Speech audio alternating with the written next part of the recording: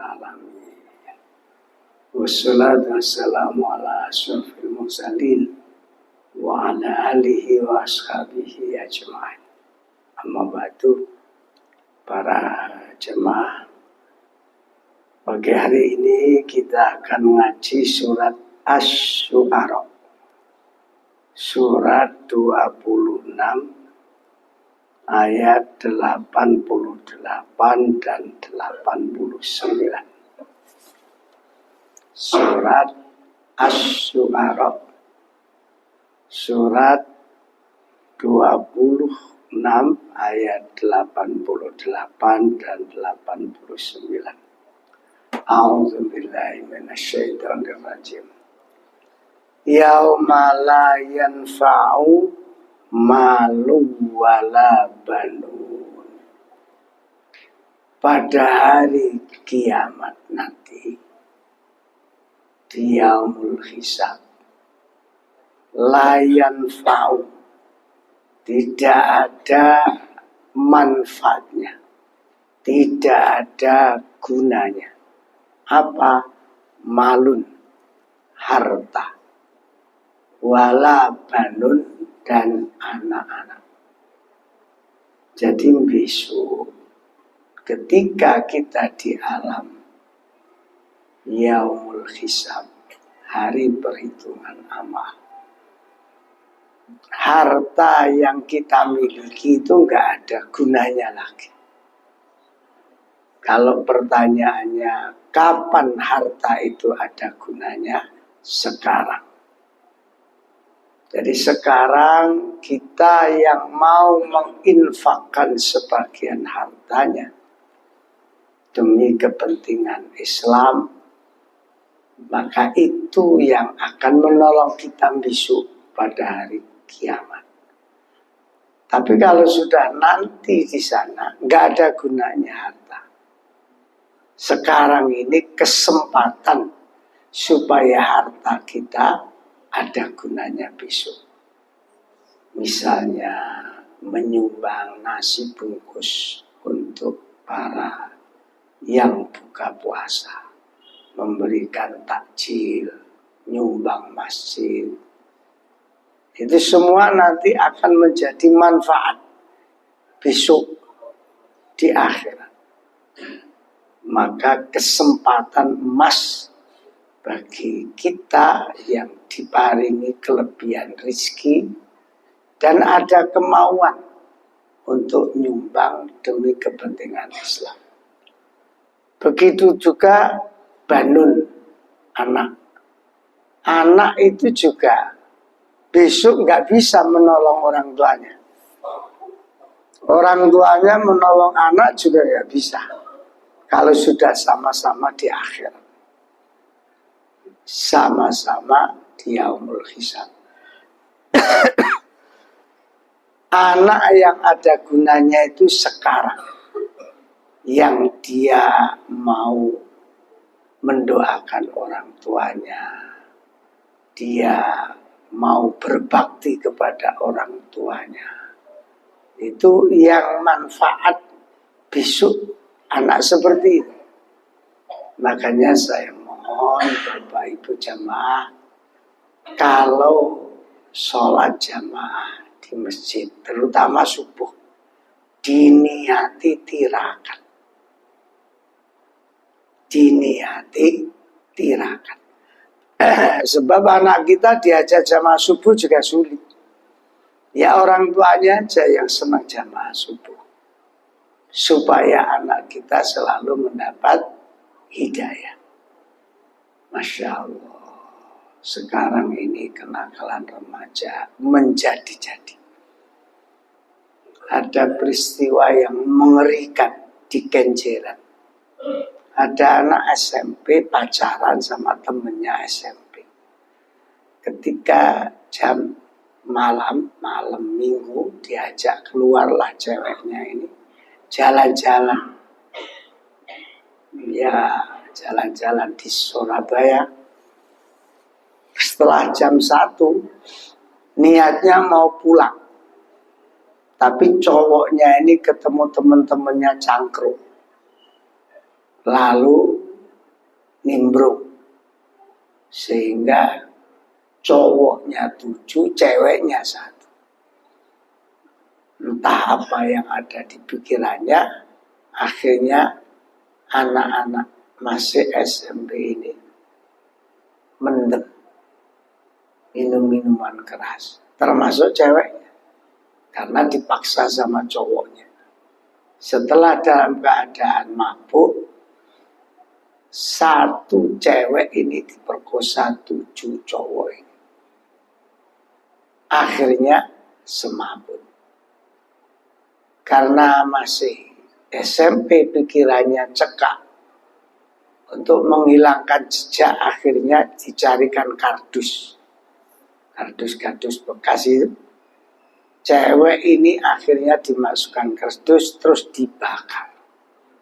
Pikirannya itu untuk menghilangkan jejak. Tapi kan gak mungkin terbakar semua. Hanya sebagian yang terbakar. Nah, melihat kenakalan anak-anak seperti ini, maka orang tuanya harus senang tirakat. Gak cukup cuma didoakan. Gak cukup. Harus senang jamaah subuh terutama. Supaya anak-anak kita diselamatkan Allah dari perbuatan maksiat. Jadi anak harta itu tidak ada gunanya lagi besok di akhirat. Tapi masih ada 1 yang menjadi harapan besok di akhirat. Illa man atallah. Kecuali orang-orang yang datang menghadap Allah biqalbin salim. Dengan hati yang selamat. Jadi besok yang menyelamatkan kita di akhirat hanya 1, hati yang selamat. Sementara harta, anak, semuanya sudah gak ada gunanya. Yang bisa menyelamatkan hati yang selamat. Hati yang selamat itu hati yang baik. Kalau bahasa Surabaya, apian. Dengan keluarga, apian. Dengan tetangga, apian. Dengan saudara, apian. Hati yang apian ini yang bisa menyelamatkan. Apapun sudah gak ada gunanya. Hartamu, anakmu, doamu, gak ada sudah. Tutup semua. Kecuali hanya hati yang baik. Makanya kadang-kadang ada orang sholatnya tekun, tapi hatinya elek, Masya Allah. Padahal dia sholat. Ya ke masjid, ya jamaah. Yang ngrungokne ceramah, tapi penceramahnya malah dilokno. Sopo sing ceramah? Gak enak blasare. Loh. Ono ustaz di arek-arek no bisa. Masya Allah. Itu zaman akhir. Sampai lihat YouTube barangkali. Ada seorang wanita berjilbab ngelokno Prabowo, Masya Allah. Padahal berjilbab menghina Prabowo, gak karu-karuan. Nah ini hati ini gak selamat itu. Masya Allah, mudah-mudahan Masjid Ar-Ridho ini jamaahnya baik-baik. Selain sholat, selain baca Quran, hatinya penuh kedamaian. Yang dicari itu adalah persaudaraan. Kita ini biasa senengane ndelok eleke manusia itu. Makanya katanya Syekh Imam Al-Ghazali, orang itu kalau ingin baik, kalau melihat orang, lihatlah kebaikannya. Tapi kalau melihat dirinya sendiri, lihatlah kekurangannya. Tapi kita kan kayak begitu. Yang banyak itu justru kekurangan orang lain yang selalu nampak. Kekurangannya sendiri tidak nampak. Makanya seperti yang kita dengar di YouTube Adi Yutin, ada kiai ngolok-ngolok no kiai, ada Habib ceramah ngamuk gak karu-karuan, ngelok, ada Gus, ngolok no wong sak enak. Mengapa? Karena hatinya berpenyakit.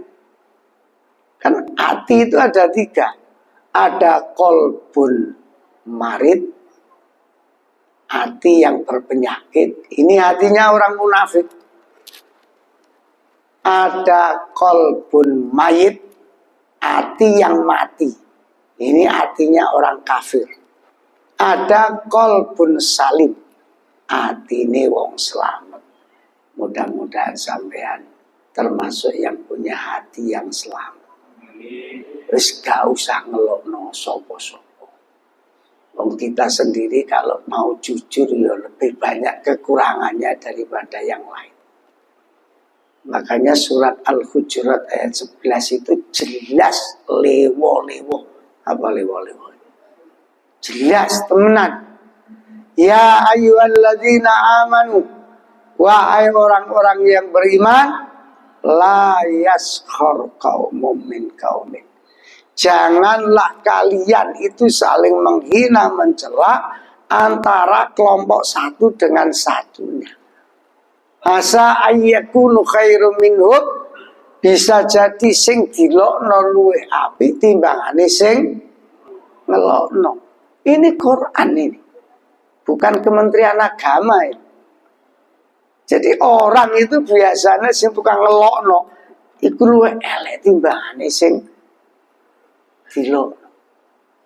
Dan itu kenyataan betul. Masya Allah. Mudah-mudahan kita selalu punya hati yang baik. Dan akhirnya masuk surga. Karena sudah masuk surga, selesai ceramahnya. Lu kan sudah masuk metu maneh. Isian jero ngono ae. Wassalamualaikum warahmatullahi wabarakatuh.